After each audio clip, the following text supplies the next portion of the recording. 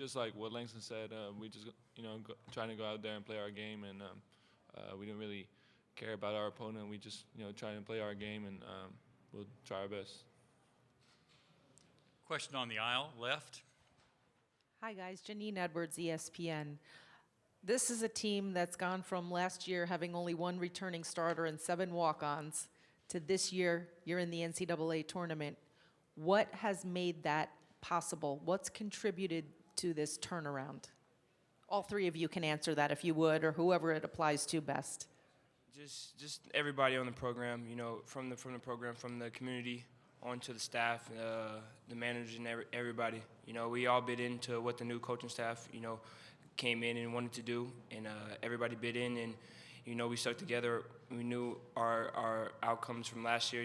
We didn't expect to win any games. We did what we did, and this year we just carried on with a great group of freshman guys, and they bid in just as well as we did, and now we're here.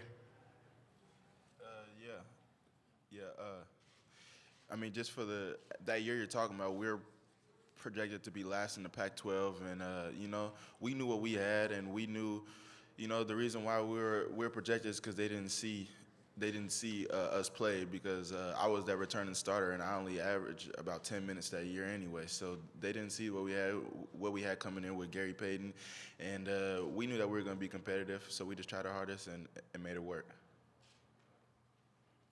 Take a question on the second, and then we'll go to the front. Gary, Tim Perrell with the Richmond Times-Dispatch. What do you think of Melvin Johnson? Who does he remind you of, and is he the assignment that you draw?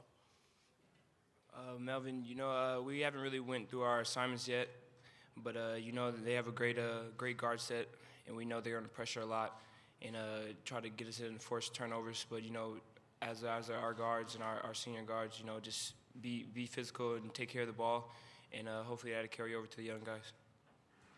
Question on the front aisle. Paul Woody, Richmond Times-Dispatch, for Olaf and Langston. Have you guys looked at Mo Alley Cox much, and if you have, what are your impressions of him?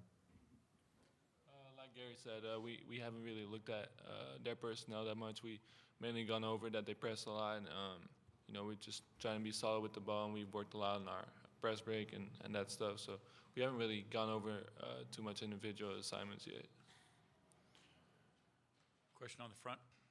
Kurt Voigt, Associated Press. Gary, for you, despite the team's lack of experience at the NCAA tournament, Coach Tinkle does have some. What has he talked about this week, and how much has he stressed some of the things, or talked to you about some of the things that are going to happen off the court, and what you're going to experience this week to get you ready? Not really much. Coach, emphasized, he's been here before. The group of guys that's been here, they know what it takes, to be here, and just off the court, just handle yourself, well, and talk about what's good for the program and whatnot. But mostly he's just locked in about the game, so we're not worried about off the court too much. Got a question on the second row, and then we'll go to the other side. Langston, what makes Gary such a good defensive player? I just think he's been around great basketball for his whole life, so he kind of has the knack for it. And, watching greats like his father and other greats that his father has played with, he's always known where to be and how to play, and he also has a motor that I think is underrated. He just keeps going, probably the most fit person on the floor at all times, and, I think that's what makes him a great player. Question on the aisle. This is for you, Gary. First of all, is your dad coming? And second question is, what advice has he given you on what to expect in this environment? If you could give us a couple of tidbits that he has talked about and shared with you. Yeah, of course he's coming. Of course he's gonna be here. But he just told me, just to play my game. Don't let everything, outside the court, get to me. It's gonna be a little crazy, a little havoc, just because our program hasn't been here in a while, and we're getting back here for the first time. But he said just treat just like a regular game, any other ordinary game. So, that's about it. And he just said to go out there and have fun.